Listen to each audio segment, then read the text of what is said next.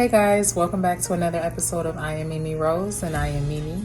And in today's episode, I will be discussing 10 things that, in my opinion, should be non-negotiables within a marriage or a relationship. 10 things you should never accept. Some of these things I've witnessed, some of these things I've experienced, but nevertheless, they're all 10 things that you should not go for. So stay tuned. Okay, so I'll be looking down because I have my notes written down. If I don't have it written down, I will forget. So that's why I'll be looking down. But let's start with number 1. Being called out of your name. If you are in a relationship or a marriage and your significant other is calling you out your name, they don't respect you. They don't respect you. In my opinion, they don't see you as anything. And it's a no-go. It's a no-go. I have a name. Use it. If you can't call me anything else, use my name. You should never get to the point of being so upset of calling me out my name. So that's number 1. Number 2, having somebody on the back burner.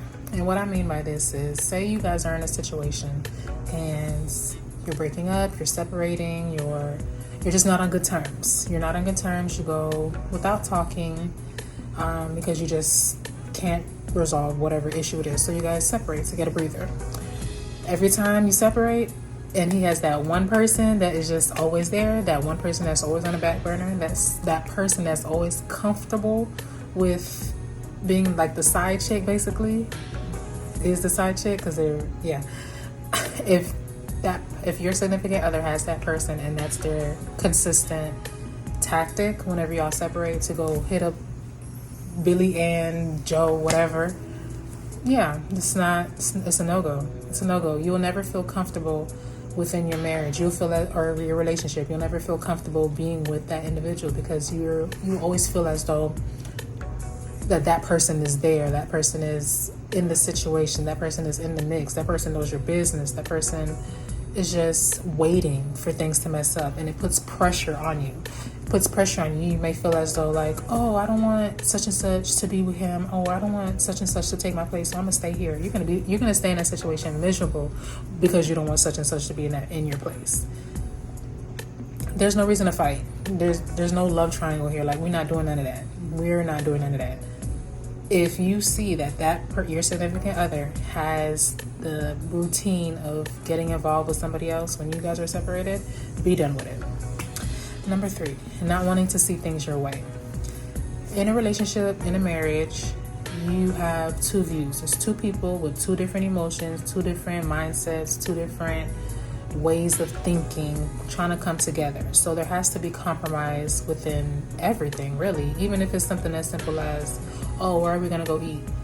You have to be considerate of each other.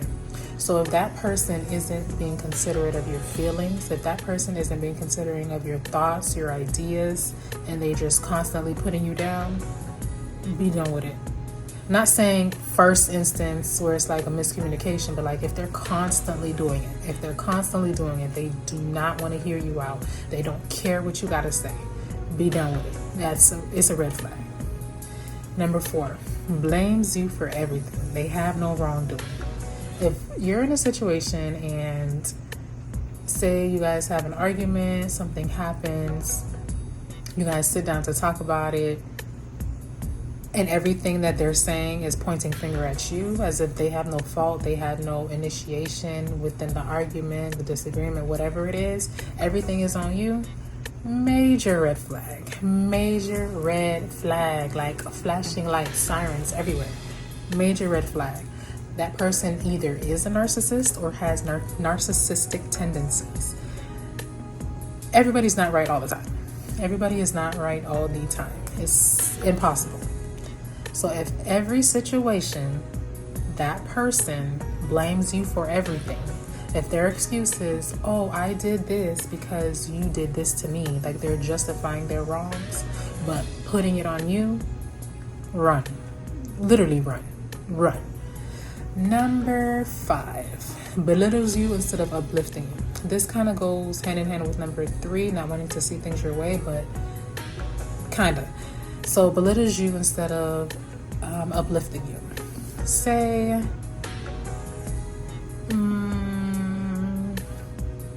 say that you're trying to accomplish something, but you don't succeed.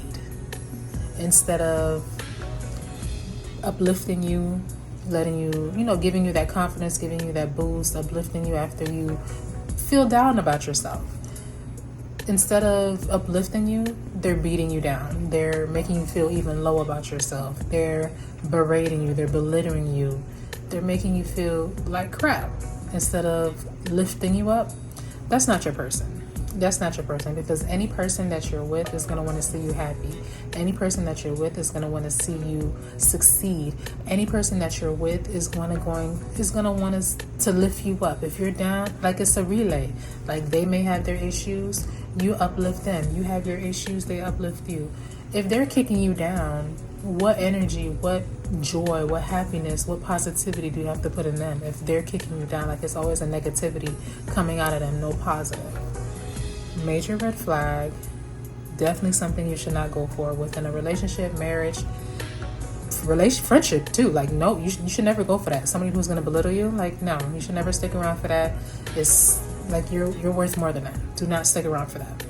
That is number 5. Okay, so number 6 on my list is someone who sees everything as a competition. Someone who sees you basically as an op. How can we be in a relationship or marriage and you see me as the enemy? That's not going to work. Somebody who, I don't know, say they have a goal to make a certain amount of money for the month or whatever it may be. Like, they're looking at you like, oh, I beat you at this. Oh, I beat you at this. Oh, I'm going to be way past you. Oh, and it's not even like no play stuff, because, you could play around like that, like jokingly, depending on your relationship or connection. But seriously letting you know, oh, I'm going to surpass you. Oh, I'm going to get this more than you. Like, it's a competition. It's like you're together but separate. That doesn't make sense to me. If you are in a situation and if you notice that that's how that person is, run, because that's weird. And number 7, someone who is inconsistent. That could be with their actions, their promises, things that they said they were going to accomplish. If you constantly see a pattern of inconsistency, it's not going to work, because what can they provide you? Nothing but inconsistency. If they promise you, by this and this time I'll get you a car, or by this and this time I'll do this, I'll do that, and it doesn't follow through, or even worse, they say they never said that. Yeah, someone who's inconsistent, they can't give you anything. They can't give you loyalty, they can't give you stability. They just can only give you inconsistency. And if you sign up for that, it's your fault, because they showed you inconsistency. Number 8, someone who gets angry over the simple things. Angry, period, because I feel like we are grown enough to communicate our emotions, communicate our disappointments. So why do we need to get angry? I'm not saying people can't get upset, disappointed. We're not going to be happy all the time, but angry, especially over small things, it shows that they are short-tempered. It shows that they are emotionally unaware of how to communicate what they're actually feeling. It's a red flag. It's a red flag. It's possible that they can be abusive. And that leads into my next one, which is never accept physical, emotional, and psychological abuse. If you see somebody who's short-tempered, who's very angry, that can spew over into abuse and into the list of what I just named, and even more.